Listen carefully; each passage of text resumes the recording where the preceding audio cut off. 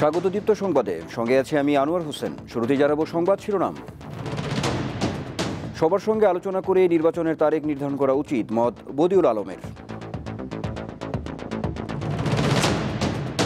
সারা দেশে বাড়ছে শীতের তীব্রতা, পঞ্চগড়ে মৌসুমের সর্বনিম্ন তাপমাত্রা 11.3। ইসরায়েলি আগ্রাসনে গাজায় আরও 42 ফিলিস্তিনির প্রাণহানি, আহত অন্তত 53 জন।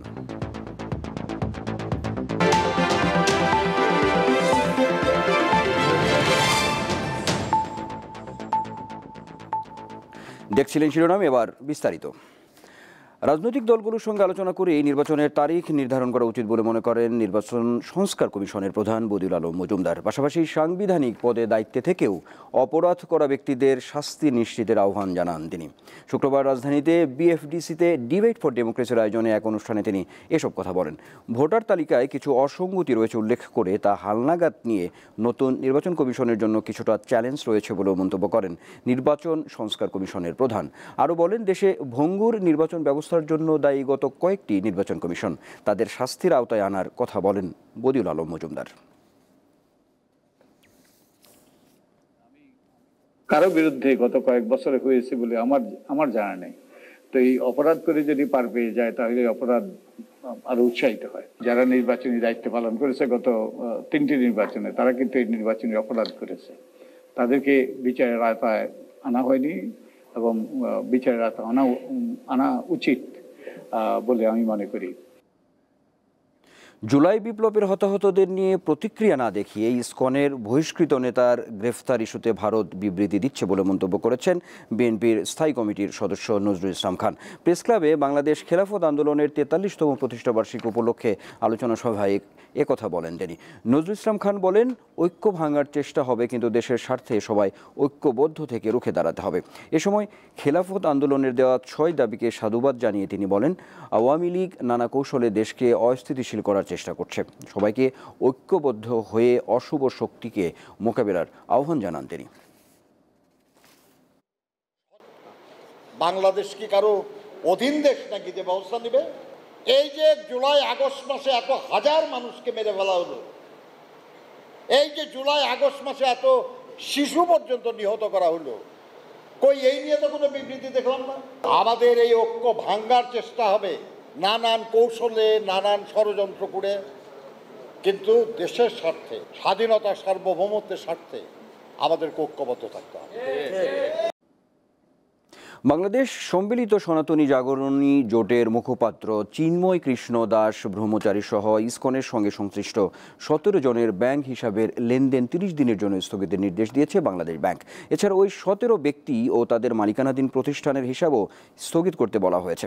কেন্দ্রীয় ব্যাংকের আর্থিক গোয়েন্দা সংস্থা বাংলাদেশ ফিনান্সিয়াল ইন্টেলিজেন্স ইউনিটের এই নির্দেশনা বৃহস্পতিবার দেশের বিভিন্ন ব্যাংক ও আর্থিক প্রতিষ্ঠানের কাছে পাঠানো হয়।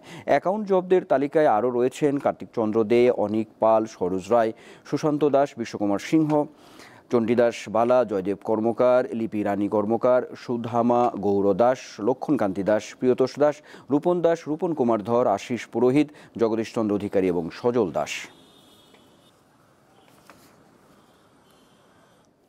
সারা দেশে ক্রমেই শীতের তীব্রতা বাড়ছে, বিশেষ করে উত্তরাঞ্চলে তাপমাত্রার পারদ কমছে দ্রুত। সকাল 9টায় মৌসুমের সর্বনিম্ন তাপমাত্রা রেকর্ড করা হয় পঞ্চগড়ে 11.3 ডিগ্রি সেলসিয়াস। দিনের তাপমাত্রা সামান্য বাড়লেও সন্ধ্যার পর বাড়তে থাকে ঠান্ডা, সে সঙ্গে ঘন কুয়াশার চাদরে ঢাকা পড়ে চারিদিক। উত্তরের আরেক জেলা কুড়িগ্রামে সকাল 6টায় সর্বনিম্ন তাপমাত্রা রেকর্ড করা হয় 14.4 ডিগ্রি সেলসিয়াস। এছাড়া শীতের তীব্রতা বেড়েছে লালমনিরহাট, গাইবান্ধা ও দিনাজপুর সহ আশপাশের জেলায়। এতে দুর্ভোগে রয়েছেন অতি দরিদ্র ও ছিন্নমূল মানুষেরা।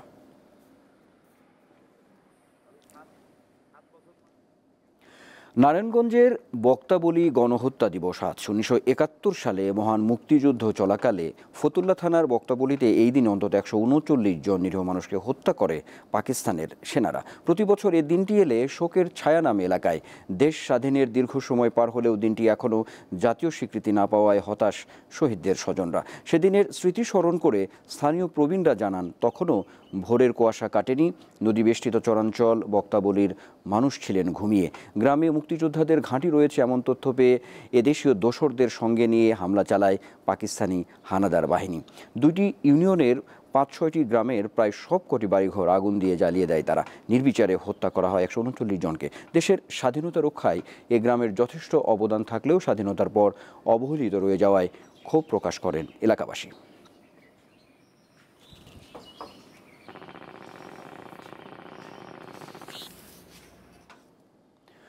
আন্তর্জাতিক প্রসঙ্গ। ইসরায়েলি আগ্রাসনে গাজায় প্রাণ গেল আরও 42 ফিলিস্তিনির। স্থানীয় সময় বৃহস্পতিবার উত্তর ও দক্ষিণ গাজার বিভিন্ন অংশে ইসরায়েলি বাহিনী বিমান ও স্থল হামলা চালালে প্রাণহানির এই ঘটনা ঘটে। হামলায় আহত হয়েছে অন্তত 53 জন। এ নিয়ে গত এক বছরের বেশি সময় ধরে গাজায় চলা ইসরায়েলি আগ্রাসনে অন্তত 44,330 জন মারা গেছে।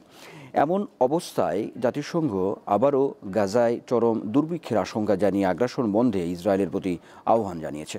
বৃহস্পতিবার এক বিবৃতিতে সংস্থাটি জানায় 20 লাখের বেশি মানুষ গাজায় বিশুদ্ধ পানি ও চরম খাদ্যাভাবে রয়েছে।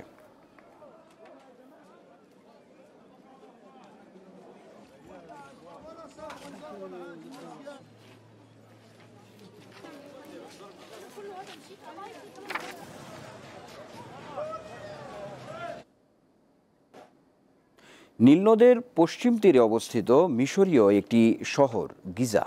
এ শহরে রয়েছে গিজা পিরামিড চত্বর, যেখানে আয়োজন করা হয়েছে বিশাল এক প্রদর্শনীর, যা দেখতে ভিড় করছেন পর্যটকরা।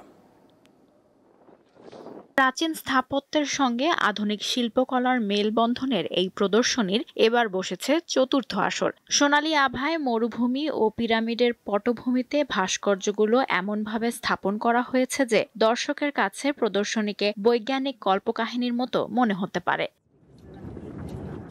অক্টোবরে শুরু হওয়া এই প্রদর্শনীর আয়োজন করেছেন নাদিন আবদেল গাফফার ও তার কোম্পানি কালচারভেটর। এতে ইউরোপ, এশিয়া, আফ্রিকা, মধ্যপ্রাচ্য, উত্তর আমেরিকার 12 জন শিল্পী অংশ নিচ্ছেন। অন্যবারের চেয়ে এবারে আসর ভিন্ন, কারণ এশিয়ার শিল্পীরা প্রদর্শনীতে অংশ নিয়েছেন। এতে সীমানা পেরিয়ে সম্পর্কের দ্বার উন্মোচন হয়েছে।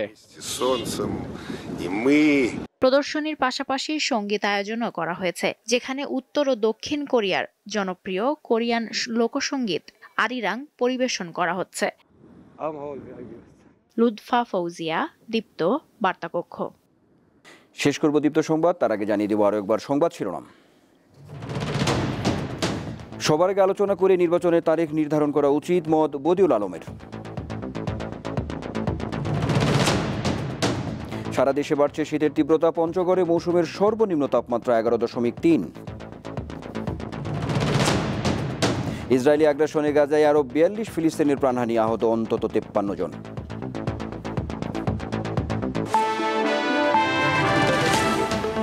এই ছিল এখনকার মতো আমাদের পরের সংবাদ বেলা 4টায় দেখার আমন্ত্রণ রইল। আর সর্বশেষ তথ্য বিনোদনের সব খবর জানতে আপনিও যুক্ত থাকতে পারেন দীপ্তর ডিজিটাল প্ল্যাটফর্মগুলোতে। ধন্যবাদ সবাইকে।